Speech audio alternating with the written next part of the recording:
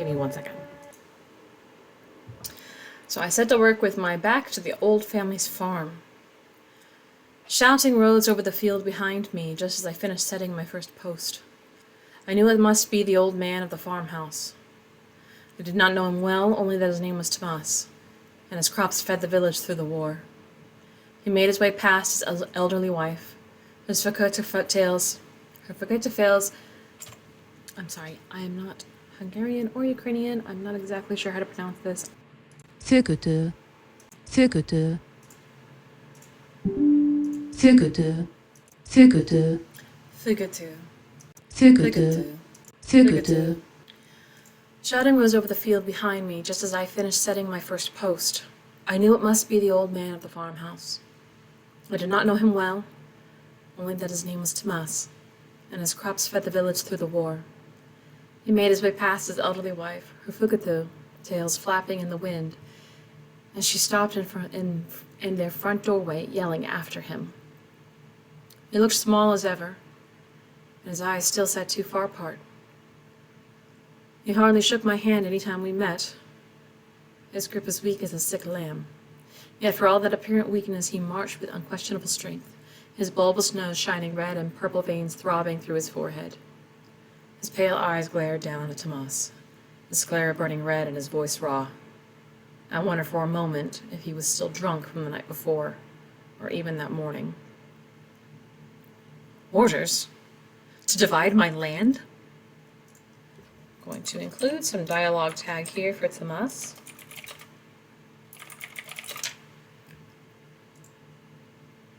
Does your land lie on the new border?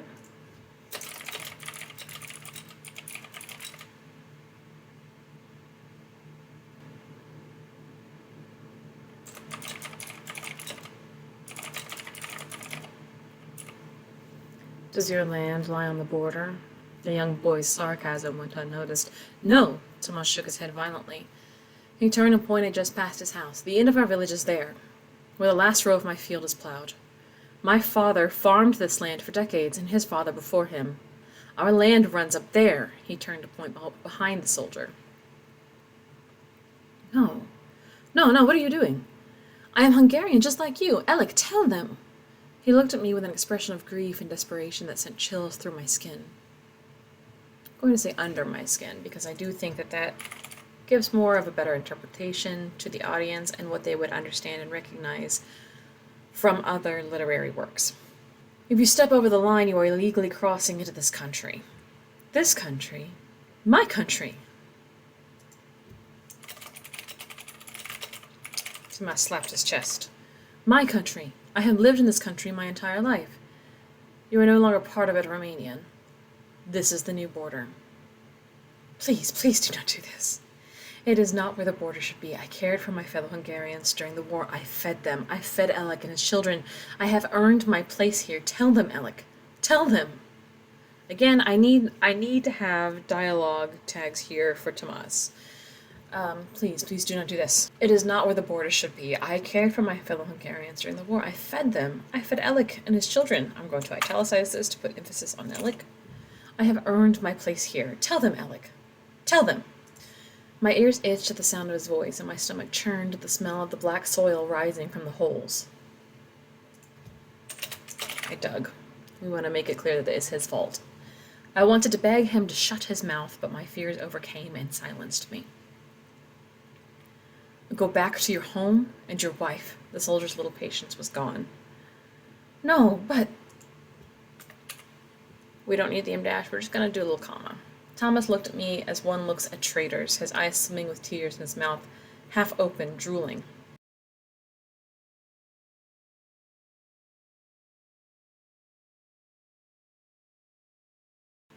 I want to put some more blame here on Alec, so for one of my finish posts. Hands graveling at the heavy wood that took my entire strength to lift and bury. The one with the pale eyes lifted his baton and struck the back of Tomas's shoulders. He ordered the old man to stop, shouting warnings of violence over and over again. Tomas fell to his knees, and through his tears, laid eyes on me. My hands slowed their digging. I faced my fellow countrymen, while he could still be called such, and he charged me. The scream from his mouth surrounded me. His eyes turned wild, and his nose dripped with snot and tears.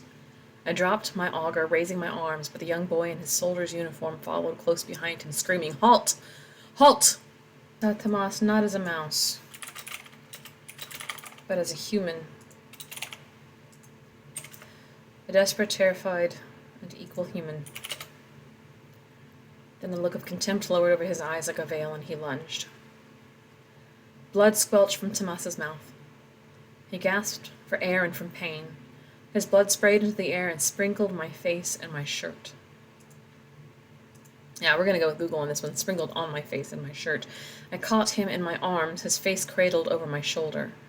Blood blossomed onto his clothes down the height of his vest and pooled into my hands at the base of his back. He grew heavy, and we both fell to our knees, his rattling breath echoing in my ear. I don't need the word quickly. It's an unnecessary adjective. And it just, ly words aren't always needed, and in that case I don't think it's needed.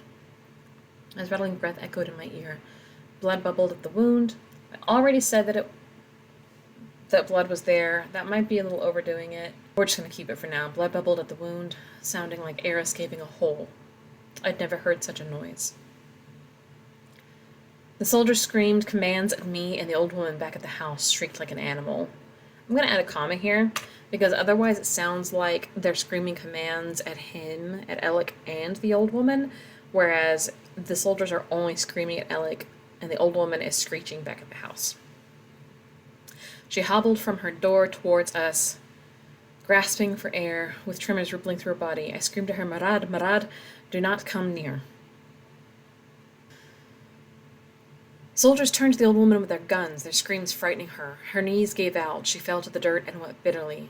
No one followed her from the house. I actually really like that line. It's emotional to me. I think I look very egotistical crying at my own work, but this does get me a little bit. So her knees gave out, she fell to the dirt and wept bitterly. No one followed her from the house. They lived alone, and now she is alone because Tomas has been stabbed. I became sick as warm blood turned cold in my hands, and I stared at the boy soldier, horrified about what he had done. His bayonet glistened red. His face looked unbelievably pale. He glared at me with regret and anger, barking at me, "Get up! Dig a hole and bury him." Right. By culture and right, I deserved his respect, but in the face of a gun, age and respect meant nothing. I trembled under the glare of a man who seemed no older than 17. I'm going to actually change this to would do anything to save him. Simply because when you change the word from could to would, could implies that there is nothing they could do to save him. Would implies that there is something they could do, but they are choosing not to. We did no such thing. I grabbed a shovel. I broke the ground beneath a tree, not on our side of the fence. I'm going to take out this note because I don't think it's necessary. Even in death, the soldiers insisted on placing the man in his foreign country. Okay. I broke the ground beneath a tree, but not on our side of the fence. Even in death, the soldiers insisted on placing the man. And I believe the reason I did this line was I was trying to hail back to that previous line at the beginning when it said that the lucky ones got to die in their own fields, buried by their brethren. And here we're saying that Tomas did not get even that respect.